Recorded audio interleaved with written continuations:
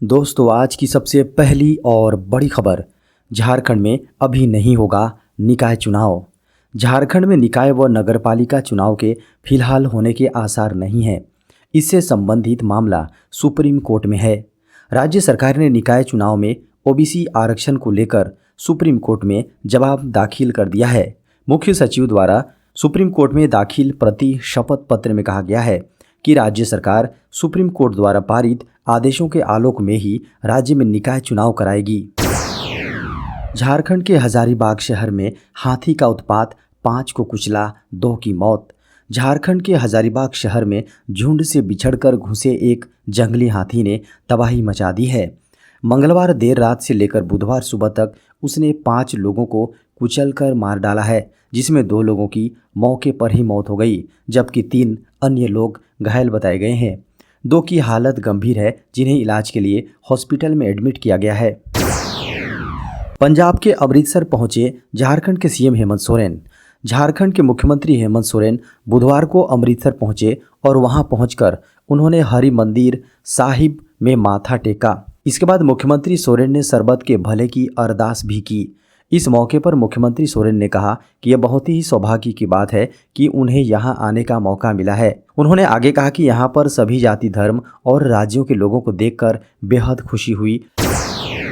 झारखंड शिक्षक पात्रता परीक्षा आयोजित न करने पर सरकार से कोर्ट ने मांगा जवाब। जेटेट परीक्षा नहीं लेने पर झारखंड उच्च न्यायालय ने सरकार व एनसीईटी को नोटिस जारी किया है। अदालत ने बुधवार को सुनवाई के बाद नोटिस जारी कर 4 सप्ताह में जवाब देने को कहा है।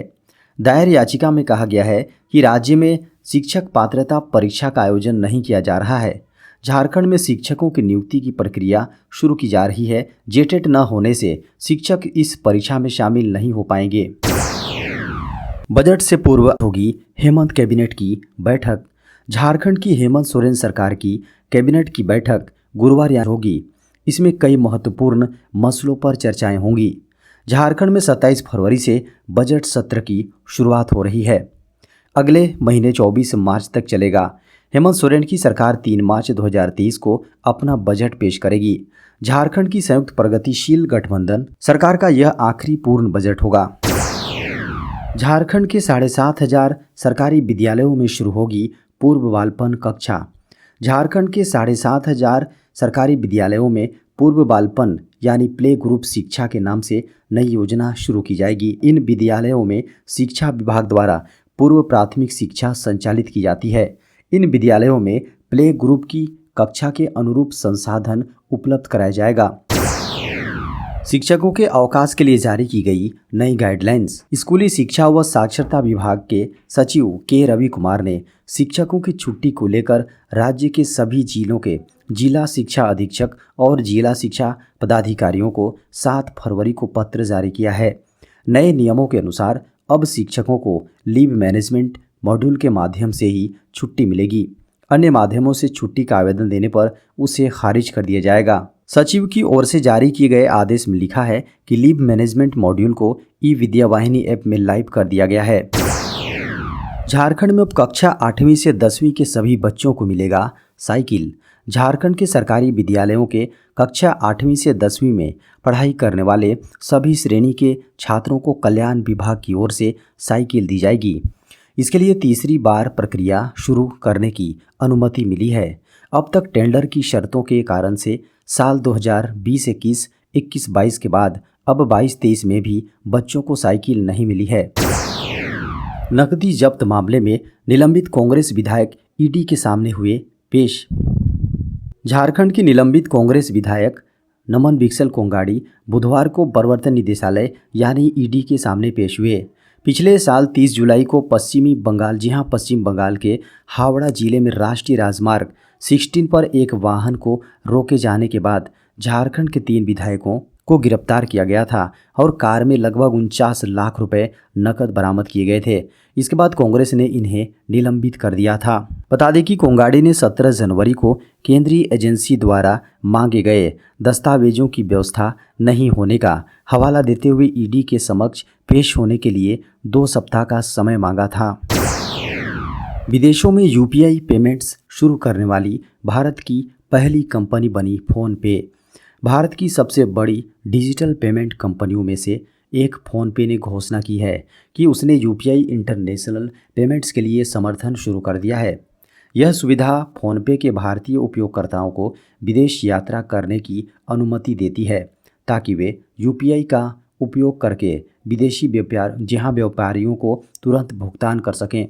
वर्तमान में यह संयुक्त अरब अमीरात, सिंगापुर, मॉरिशस, नेपाल और भूटान में सभी अंतर्राष्ट्रीय मर्चेंट आउटलेट्स का समर्थन करती हैं, जिनके पास स्थानीय क्यूआर कोड हैं।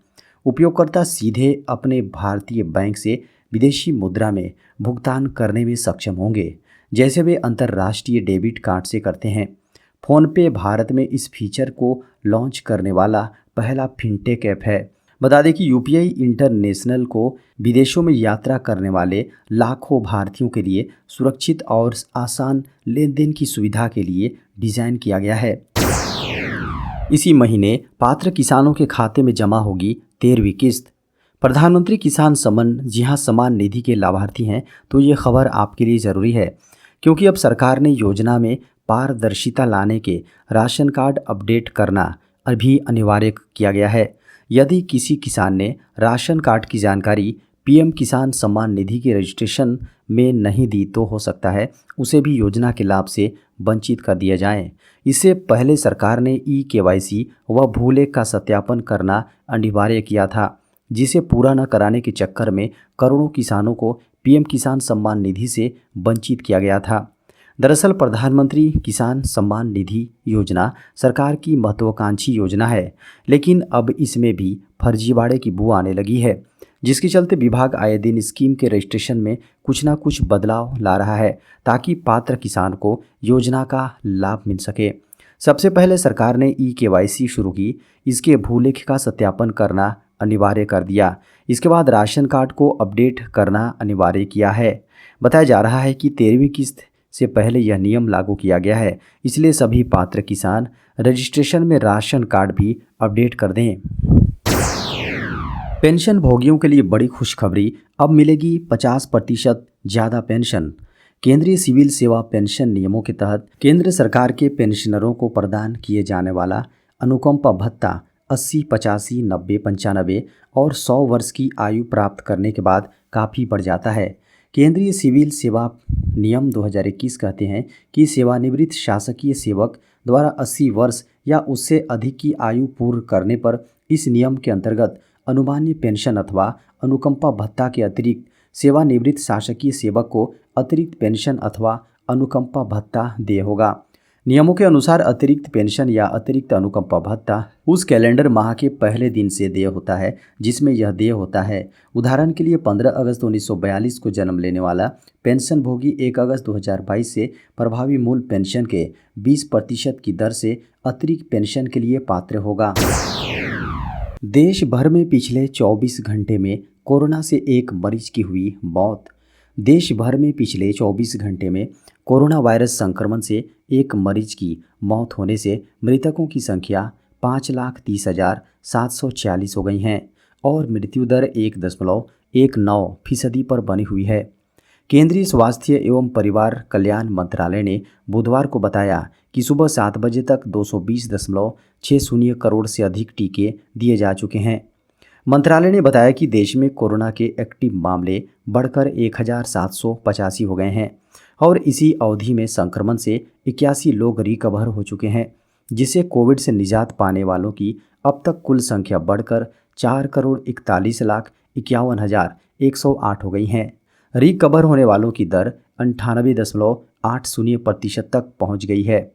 देश में पिछले 24 घंटे में 8 राज्यों और 3 केंद्र शासित प्रदेशों में कोरोना संक्रमण के नए मामले सामने आए हैं और शेष राज्यों केंद्र शासित प्रदेशों में इनकी संख्या में कमी आई है।